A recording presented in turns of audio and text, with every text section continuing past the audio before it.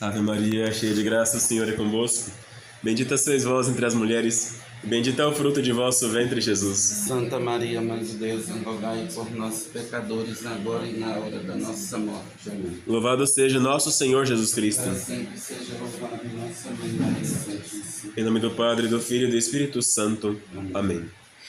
Hoje nós estamos, neste dia 15 de outubro, a comemorar o trânsito de Santa Teresa. O trânsito quer dizer a passagem dela desta vida para a eternidade. E ocorreu no dia 15, na época em que o dia 4 de outubro transformou-se no outro dia, no dia 15 de outubro. Foi uma mudança do calendário na época proposta pelo Papa Gregório para reajustar os solstícios e equinócios nos tempos determinados pelos outros calendários anteriores. Enfim, essa parte histórica vamos pular um pouco, mas vamos à parte espiritual desta festa impressionante. E para isso, pensemos um pouco naquela frase de Santo Antônio: quem não começa, quem não se propõe a fazer nada por Deus, nada de grande se fará. Como assim? Santa Teresa de Jesus, vamos começar um pouco com um breve relato dela.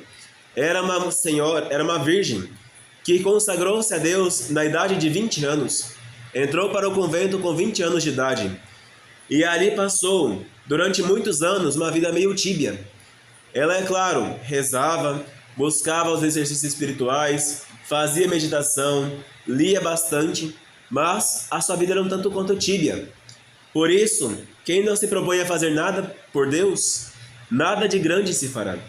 No dia em que Santa Teresa resolveu aprofundar-se de verdade na oração, no dia que Santa Teresa buscou de fato as coisas do Altíssimo, de repente sua vida mudou daquela vida tíbia para uma vida fervorosa. Não que ela fosse grande pecadora.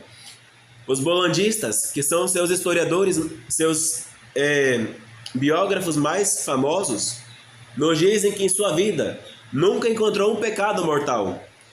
Mas eles não falam nada de pecados veniais e às vezes até deliberados. Eis Santa Teresa, ela tinha uma vida meio tíbia. Não se importava tanto se estava tudo bem ou tudo mal. O importante para ela é que estava indo, como religiosa, filha da bem-aventurada Virgem Maria do Monte Carmelo. Mas, no dia em que ela resolveu fazer mais por Deus, no dia que ela resolveu-se a fazer tudo por Deus, então a sua vida mudou. Ela começou a buscar mais a oração, começou a fazer grandes fundações, e hoje, se ainda hoje subsistem vários mosteiros de sua ordem, é por causa do seu primeiro impulso de fazer as coisas somente por Deus. Aqui vem uma especial meditação para as virgens, para as moças que estão no mundo. Estas moças que ainda estão aí no mundo e que buscam de qualquer forma agradar a Deus, mas não querem deixar o mundo. Decidam-se. Afinal de contas, que buscais vós? Buscai alguma coisa que vai fazer diferença aqui nessa terra somente? Buscai dinheiro? Buscai consolações da terra? Buscai os prazeres da terra? Buscai as coisas que estão, logo daqui a pouco murcharão e se extinguirão? Não adianta. Não façam isso, não joguem vossas vidas fora. Buscai o reino dos céus, que vale muito mais. Pensemos um pouco na virgindade consagrada. Mas não digo a virgindade consagrada somente para aquelas que são de fato totalmente virgens. No final contarei um exemplo interessante sobre essa parte. Mas consagrar-se a Deus, isso é o verdadeiramente importante. A virgindade natural ou sobrenatural somente é mais importante do que tudo aquilo que nós possamos imaginar. Primeiramente, os benefícios da virgindade consagrada.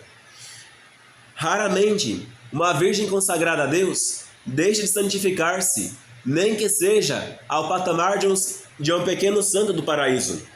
Ela consegue, nem que seja com algum esforço, um pouco menor ou maior, alcançar a graça e a bênção de Deus. Nunca faltou para uma virgem uma oração atendida.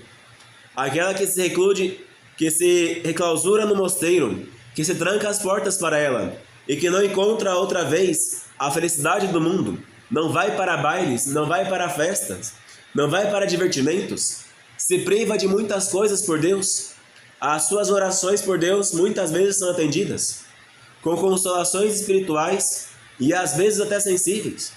Vemos em casos, como o de Santa Teresa, que nós comemoramos hoje, que a sua vida, apesar de sofrida, apesar de cheia de doenças, apesar de mortificada, era muito consolada, porque o próprio Deus se dignava a visitá-la várias vezes, ao ponto de transverberar-lhe o coração e de fazê-la inflamar-se de amor de Deus. Não encontrou tristezas nesta vida, apesar dos sofrimentos, mas como ela mesma diz, quando uma pessoa se resolve a sofrer por Deus, então, acabado está o verdadeiro sofrimento, tudo torna-se em consolação. Quando uma virgenzinha, uma moça, que sai do século e se enclausura num convento, eis que a sua vida transforma-se. A sua vida molda aqueles sofrimentos do mundo que não trazem frutos, muitas vezes só trazem dores, angústias, como por exemplo, um mau casamento, uma vida dissoluta no pecado, vida de embriaguezes. Transforma-se num convento, uma vida de delícias espirituais. Quantas vezes não se recebe a visita de Jesus sacramentado nos conventos? Quantas vezes não se recebe a visita no sacramento da confissão? Quantas vezes, com a graça de Deus, quando se está doente, pode ter acesso mais fácil à extrema-unção? Não se tem tantos perigos para morrer no convento, como se tem perigos para morrer no mundo e conservar a alma. Quantas vezes no mundo, estando a simplesmente passear pela rua, encontra-se um acidente, encontra-se um perigo, encontra-se qualquer coisa, e nos mosteiros está-se preservado até dos perigos do mundo. Quantos benefícios não se encontram na virgindade consagrada? Mas e meu pai, e minha mãe, e meu irmão, e minha irmã? Sim, eles estarão bem. Eles não perderão uma filha, não perderão uma irmã. Ganharão ao contrário o próprio Jesus Cristo para cuidar deles. Não pensem que consagrar-se a Deus, Deus desamparará os parentes. Ao contrário, fará ainda mais por eles. Dar-lhes-á a própria visita nessa terra. E se eles aceitarem resignadamente a vocação de sua parenta, seja sua filha, seja sua irmã, seja sua tia, etc., então eles ganharão muito mais no reino dos céus. E agora, quais são os desafios da virgindade consagrada?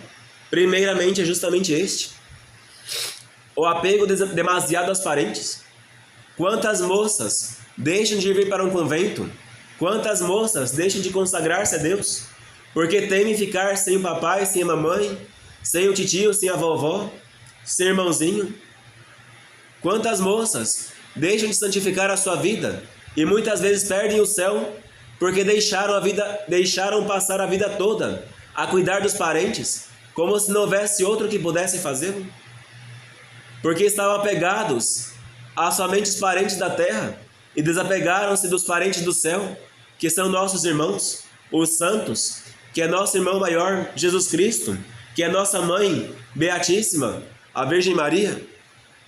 Desapegamos nosso Pai do céu. Quantas pessoas, quantas moças deixaram de ganhar a salvação eterna porque deixaram de ir para um convento por causa do apego à família? Quantas moças deixaram de ir para o convento por causa do medo de serem pobres ou chamadas de loucas? Não pensem que a pobreza é um malefício. Ao contrário, o verdadeiro malefício é a riqueza.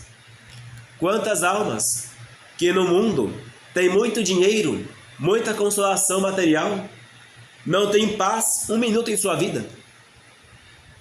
Vemos na história de Santa Teresa de Jesus dos Andes, digo santa somente de caráter pessoal, que morava aqui no Chile, no Equador.